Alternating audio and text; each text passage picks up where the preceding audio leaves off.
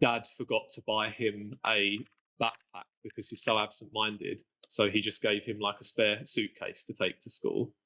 And you see, it's kind of, they're all sort of, they're things that you might not be able to tell, like just from looking at this quite loose drawing, that all of these things are going on underneath the surface.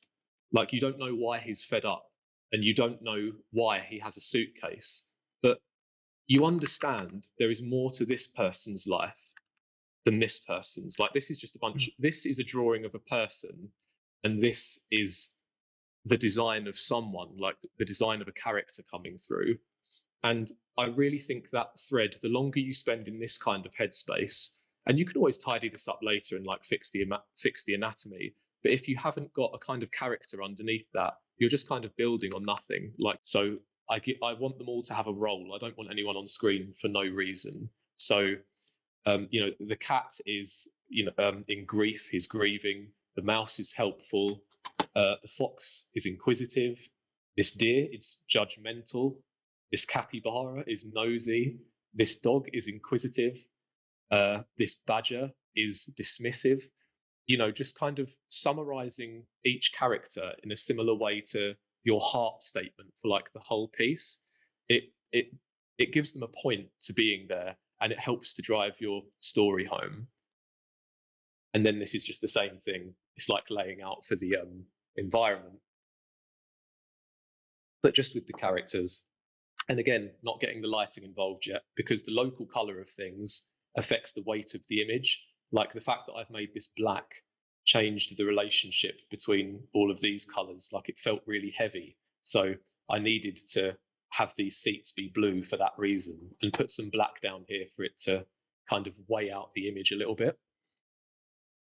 And then I absolutely love this part because you get a really big bang for buck without actually doing much. Light and color. So using my value as a kind of Bible, I make 2 layers, and I shift one to be the color of the shadow. And these are both masks as well. I eventually accidentally put a swipe this way instead of that way. And I thought, oh, okay, I like that. Like, a lot of what I do is just kind of, I try to put stuff in front of myself quickly so that I can go, oh, I like that because of this reason.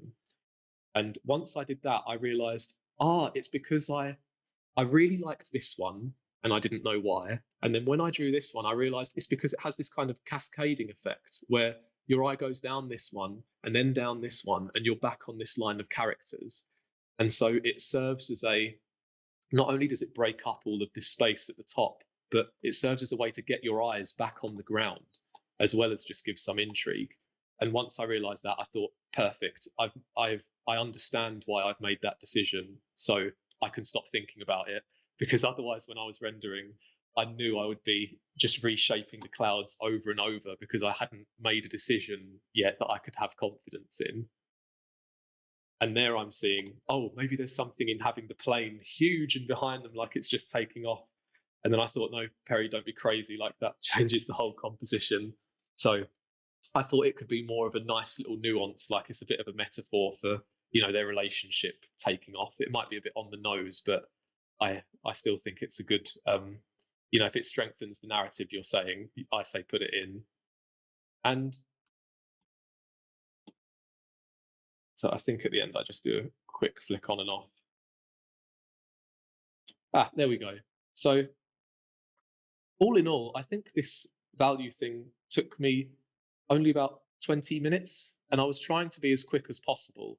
But in separating so this is the sketch again, but I think this just serves as an example of, if you have one mission statement for each stage of your design, like, I'm going to figure out this now, and I'm going to fuel my decisions with good questions, you can get through ideas quite quickly. Like, for me to get from that to that, there's quite a lot of information there, and I wouldn't have any of it ready to this level if I would have just started coloring, because I would have been caught up in, hue and, does this green go with that? And, what color are all of the animals?